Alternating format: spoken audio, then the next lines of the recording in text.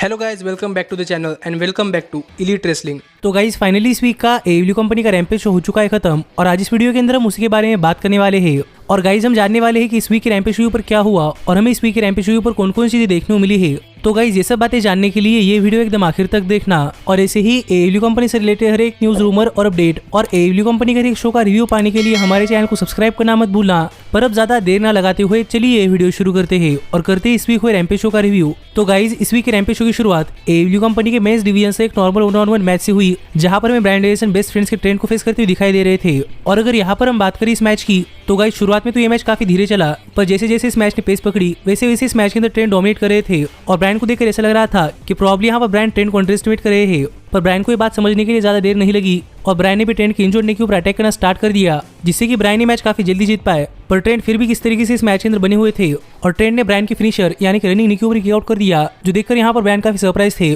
और इसी वजह से फाइनली ब्रायन ने ट्रेंड के ऊपर अपने आर्म टैप किक्स लगाए और ट्रेंड के ऊपर अपना सबमिशन यानी कि बेल लॉक लगाकर यहाँ पर सबमिशन के सहारे ब्रायन ने यह मैच जीत लिया है। जो मैच इस वीक के रैम्पेज शो को ओपन करने के लिए एक बहुत ही बढ़िया मैच था, पर अब ट्रेंड भी ब्रायन को नहीं हरा पाए हैं। तो देखना पड़ेगा कि आगे चलकर ट्रेंड क्या प्रूव करते हैं। पर इसके बाद हमें बैकस्टेज में लेक्सी हुक का इंटरव्यू लेती हुई दिखाई दी और यहाँ पर लेक्सी ने हुक से कुछ सवाल पूछे, पर हुक यहाँ पर लेक्सी को अनसुना कर रहे थे और हुक ने यहाँ पर लेक्सी को टोटली इग्नोर कर दिया और हुक यहाँ से जा रहे थे। लेकिन तभी यहाँ पर डैनहाउसन आ गए और डैनहाउसन ने फिर एक बार यहाँ पर हुक को कर्स कर दिया, पर इस बार भी डैनहाउसन का कर्स हुक के ऊपर वर्क नहीं हुआ। तो देखना पड़ेगा कि इसके पीछे का मेन रीजन क्या है और क्या हमें आगे चलकर हुक और डैनहाउसन के बीच में एक मैच देखने को मिलता है या नहीं। और आप मुझे कमेंट कर बताइए कि क्या आप ये मैच देखना चाहते हैं या नहीं। लेकिन गाइज मैं तो ये मैच देखना चाहता हूँ और देखना पड़ेगा कि ये मैच कब होता है। पर इसके बाद हमें रैम्पेज शो पर स्कॉर्पियो स्काई, डैन लेबर्ट और इथन पेज आते हुए दिखाई दिए और यहाँ पर आकर बातें करते हुए स्कॉर्पियो स्काई कह रहे थे कि स्कॉर्पियो स्काई ने TNT चैंपियनशिप का ओपन चैलेंज कैंसिल कर दिया है और जब तक स्कॉर्पियो स्काई को नहीं लगता कि कोई सुपरस्टार TNT चैंपियनशिप का मैच डिजर्व करता है, तब तक स्कॉर्पियो स्काई अपनी TNT चैंपियनशिप डिफेंड नहीं करने वाली। जो बात यहाँ पर स्कॉर्पियो स्काई कर ही रहे थे, लेकिन तभी यहाँ पर सैमी गेवेरा और टैकोंटी आ गए और यहाँ पर आकर बातें करते हुए सैमी गेवेरा और टैकोंटी ने कहा कि कोई चैंपियनशिप रेसलर को नहीं बनाती बल्कि रेसलर चैंपियनशिप को बनाता है,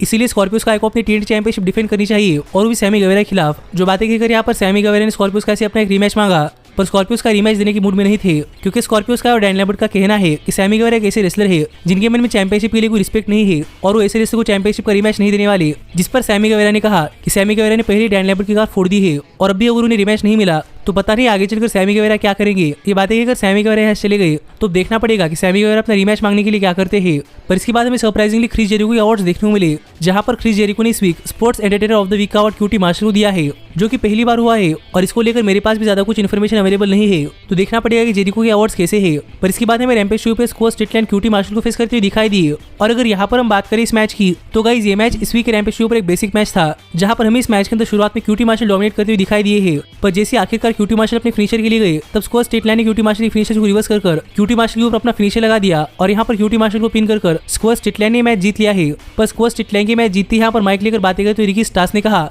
कि अब रिकी स्टार्स और स्कोर स्ट्रिकलैंड और पावर ऑफ सॉब्स और कीथ ली इनके बीच में मारामारी बहुत हो चुकी और फाइनली रिकी स्टार्स चाहते हैं कि स्कोर स्ट्रिकलैंड और कीथ ली और रिकी स्टार्स और पावर ऑफ सॉब्स इनके बीच में एक टैग टीम मैच हो जाए। जो चैलेंज यहाँ पर रिकी स्टार्स ने स्कोर स्ट्रिकलैंड को कर दिया है। तो देखना पड़ेगा कि ये मैच कब होता है और ये मैच कितना बढ़िया मैच होता है। पर इसके बाद हमें रैम्पेज शो पर मरीना शेफर्ड के लिए एक हाइप वीडियो देखने को मिला, जहां पर बात करते हुए मरीना शेफर्ड ने कहा कि मरीना शेफर्ड ही पहली सुपरस्टार होने वाली है जो कि जेड कारगिल को उनकी TBS वुमेन चैंपियनशिप के लिए हराएगी। तो देखना पड़ेगा कि मरीना शेफर्ड ऐसा कर पाती है या नहीं। लेकिन इसके बाद हमें रैम्पेज शो पर ओवन हार्ट कप टूर्नामेंट के लिए क्वालिफाइंग मैच देखने को मिला, जहां पर AEW कंपनी विमेंस डिवीजन से विलो रेड वेलवेट को फेस कर रही थी। और अगर यहाँ पर हम बात करें इस मैच की, तो गाइस ये मैच भी इस वीक रैम्पेज शो पर एक बहुत ही बढ़िया मैच था, जहां पर हमें इस मैच के अंदर विलो और रेड वेलवेट इन दोनों की तरफ से बहुत ही बढ़िया मूव्स देखने को मिले हैं और ये मैच भी एक जायंट वर्सेस अंडरडॉग था, इसीलिए मैच देखने के लिए मजा आया। पर अगर यहाँ पर हम बात करें इस मैच की विनर की, तो गाइस फाइनली इस मैच के आखिर में विलो रेड वेलवेट के ऊपर अपना फिनिशर मूनसॉल्ट लगाने के लिए गई, पर रेड वेलवेट ने रिवर्स कर दिया और रेड वेलवेट ने विलो के ऊपर अपना फिनिशर लगा दिया, पर फिर भी विलो किक आउट कर पाई, जो देखकर रेड वेलवेट काफी सरप्राइज थी। और इसके बाद रेड वेलवेट के ऊपर काफी ब्रूटल अटैक कर विलो ये मैच जीतने काफी करीब पहुंच चुकी थी। लेकिन तभी out of nowhere red velvet ने विलो के ऊपर अपना फिनिशर लगा दिया और यहाँ पर विलो को पिन कर रेड वेलवेट ने मैच जीत लिया है और red velvet oven heart cup tournament के लिए क्वालिफाई हो चुकी है। जो मैच इस वीक रैम्पेज शो पर एक ठीक ठाक मैच था। पर इसके बाद हमें बैकस्टेज में लेक्सी टोनी नीस का इंटरव्यू लेती हुई दिखाई दी, जहां पर टोनी नीस यहाँ पर लेक्सी के ऊपर इस बात के लिए गुस्सा थे कि लेक्सी ने टोनी नीस को एक काफी बड़ी सुपरस्टार के तौर पर इंट्रोड्यूस नहीं किया और इसलिए टोनी नीस लेक्सी के ऊपर गुस्सा हो रहे थे। लेकिन तभी यहाँ पर मास स्टर्लिंग आ गए और यहाँ पर आकर बातें करते हुए मास स्टर्लिंग ने कहा कि मास स्टर्लिंग को पता है कि टोनी नीस को किस चीज की जरूरत है। जो बातें कहकर मास स्टर्लिंग ने टोनी नीस को अपना कार्ड दे दिया और मास स्टर्लिंग टोनी नीस को यहाँ से ले गए, जो देखकर मुझे ऐसा लग रहा है कि प्रॉब्लम हमें आगे चलकर मास स्टर्लिंग टोनी नीस को मैनेज करते हुए दिखाई दे सकते हैं। पर इस सब के बाद फाइनली इस वीक रैम्पेज के मेन इवेंट से पहले यहाँ पर मार्क हेनरी विले यूथा और जॉन मॉक्सली इंटरव्यू ले रहे थे। और यहाँ पर बात करते हुए मार्क हेनरी ने विले यूथा से पूछा कि विले यूथा की इस मैच के लिए स्ट्रैटेजी क्या रहने वाली है। और यहाँ पर बातें करते विले यूथा ने कहा कि विले यूथा की स्ट्रैटेजी तो सेम ही रहने वाली है, लेकिन इस बार जॉन मॉक्सली विले यूथा को रिस्पेक्ट करने वाले हैं, जो बात यहाँ पर विले यूथा ने कही। लेकिन तभी यहाँ पर बात करते हुए जॉन मॉक्सली ने कहा कि मॉक्सली यहाँ पर लड़ने के लिए आए हैं, किसी को रिस्पेक्ट करने के लिए नहीं। और ये बातें कहकर मॉक्सली यहाँ चले गए, जिसके बाद फाइनली इस वीक रैम्पेज शो का मेन इवेंट स्टार्ट हुआ, जहाँ पर जॉन मॉक्सली विले यूथा को फेस कर रहे थे। पर ये मैच शुरू होने से पहले विले यूथा ने जॉन मॉक्सली पर अटैक करना स्टार्ट कर दिया, जहाँ पर क्राउड के अंदर ले जाकर विले यूथा जॉन मॉक्सली पर काफी ब्रूटली अटैक कर रहे थे,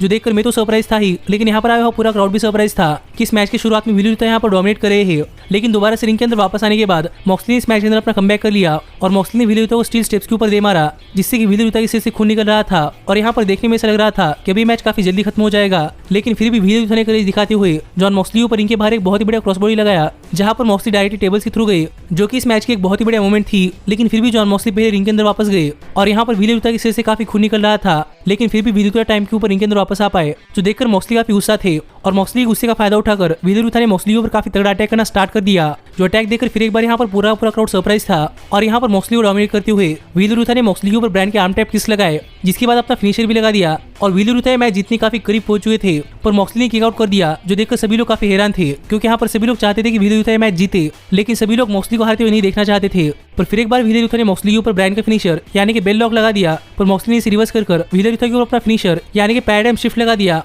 और ऐसा लग रहा था कि मैच खत्म हो चुका है, लेकिन विले यूथा ने किक आउट कर दिया, जो देखकर पूरा का पूरा क्राउड और जॉन मॉक्सली भी सरप्राइज थे। और इस पॉइंट के ऊपर इस मैच के अंदर दिस इज ऑसम की चैंट्स लग रहे थे। और ये देखकर मॉक्सली ने विले यूथा को उठाकर उनके ऊपर दोबारा से अपना फिनिशर यानी कि पैराडाइम शिफ्ट लगा दिया, पर इस बार विले यूथा को टोटली हवा में उठाकर, पर फिर भी विले यूथा किक आउट कर पाए, जो कि काफी सरप्राइजिंग मोमेंट थी। पर विले यूथा किक आउट करते ही जॉन मॉक्सली ने विले यूथा के ऊपर अपना सबमिशन मूव स्लीपर होल्ड लगा दिया, जो सबमिशन मूव विले यूथा सहन नहीं कर पाए और यूथा यहाँ पर पास आउट हो गए, जिससे कि जॉन मॉक्सली ने मैच जीत लिया है। पर ये मैच जीतने के बाद भी जॉन मॉक्सली काफी हैरान थे कि विले यूथा जॉन मॉक्सली के दो फिनिशर के ऊपर किक आउट कर पाए हैं। और इतने ही ब्रायन डेनिसन और विलियम रीगल रिंग के अंदर आ गए, जिन्हें देखकर विले यूथा फिर से फाइट करने के लिए रेडी थे। पर इस बार सरप्राइजिंगली विलियम रीगल ने अपना हाथ आगे किया और विले यूथा ने विलियम रीगल के साथ हैंडशेक किया, जिससे कि फाइनली कहना पड़ेगा कि विले यूथा ने जॉन मॉक्सली और ब्रायन डेनिसन को ज्वाइन कर लिया है और अब इनकी टीम और भी तगड़ी टीम बन चुकी है। पर सच में इस वीक रैम्पेज शो पर विले यूथा की परफॉर्मेंस बहुत ही बढ़िया थी और मेरे हिसाब से सच में आज विले यूथा एज स्टार बनकर सामने आए हैं, जिस पर आपका क्या कहना है ये आप मुझे कमेंट कर बताइए। पर ऐसे ही इस वीक का रैम्पेज शो ऑफिस चला गया, जो शो एक बहुत ही बढ़िया शो था और मुझे शो बहुत ज्यादा पसंद आया है। और आप भी ऐसे ही एडब्ल्यू कंपनी से रिलेटेड हर एक न्यूज रूमर और अपडेट और एडब्ल्यू कंपनी के हर एक शो का रिव्यू पाने के लिए हमारे चैनल को सब्सक्राइब करना मत भूलना।